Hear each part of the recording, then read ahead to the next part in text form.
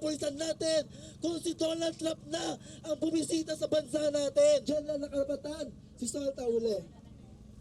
Magandang umaga po sa ating lahat. Malamang umaga. We denounce the US's role in using the Marcos administration and Philippine territory to foment war in the Asia-Pacific region. Dito sa ating bansa, matinding pananalasa ang ginagawa para sa ating tunay na paglaya. Kaya Padilla ng ILPS Philippines.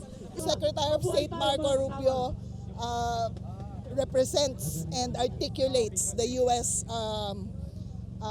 Line in asserting its political domination globally.